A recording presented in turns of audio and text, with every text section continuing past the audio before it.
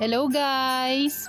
Welcome back sa ating channel. Ngayon po ay ibabahagi ko ang madalas na in-order sa akin, ang paggawa ng easy puto cheese.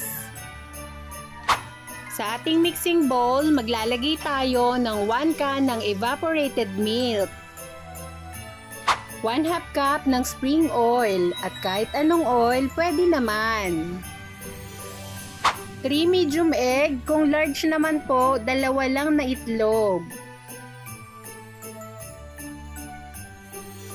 2 cups and 1/4 ng water.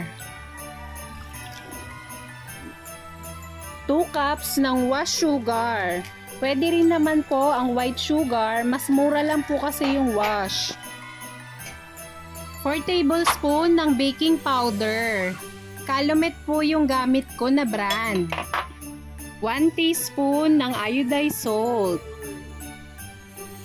Imimix lang natin ito hanggang sa matunaw ang dry ingredients. Kung gusto nyo po ng ganitong mga video, please like and subscribe to our YouTube channel. Thank you and God bless! Kapag na well mix na po, maaari na natin ilagay ang ating cake flour. Ilalagay na po natin ang 500 grams ng cake flour. Pwede rin naman po kayo gumamit ng all-purpose flour. Yung cake flour po kasi ang ginagamit ko kasi mas smooth po yung ating puto cheese. Tips lang po, huwag nyo pong i-overmix ang ating butter. Tips lang po, sa pagluluto po ng puto cheese, hindi agad-agad natin tong makukuha. Ako po, parang ang daming beses po ako nag-try bago ko po na kuha yung tamang timpla at yung tamang umbok at lambot ng puto cheese. Tiyagaan lang po talaga. Sasalain po natin ang ating butter para maging smooth. Kung gusto nyo po ng ganitong mga video, please like and subscribe to our YouTube channel. Thank you and God bless!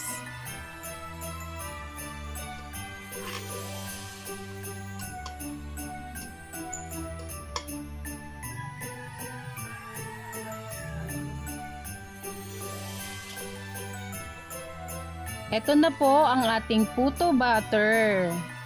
Isi-set aside muna natin ito at mag-i-slice tayo ng ating cheese. Ito po ang ating cheese at i-slice natin ito ng 5. Tips lang po, para po madaling hiwain yung ating cheese, ilalagay muna natin ito ng 1 hour sa ref. Makakahiwa po tayo dito ng 16 pieces na slice ng cheese. Depende po sa nipis nito. Gagamit po tayo ng medium na puto molder. Igigrease lang po natin ito.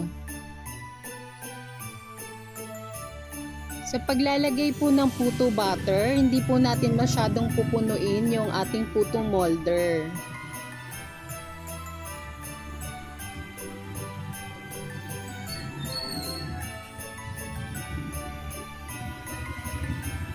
Nagpainit din po tayo ng tubig at isasalang na natin ang ating puto cheese.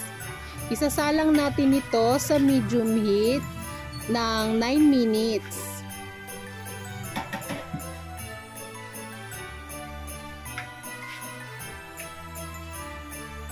At after 9 minutes po, ito na ang ating puto.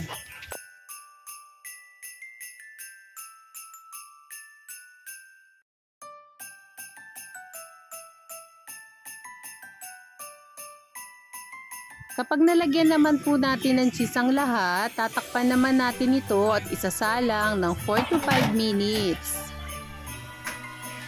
At after 14 minutes po, eto na ang ating puto cheese.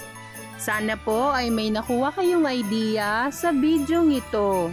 Please like and subscribe to our YouTube channel. Thank you and God bless!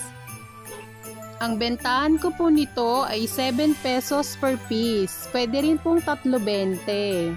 Kapag 50 pieces naman po, katulad nito ay 350. Thank you for watching!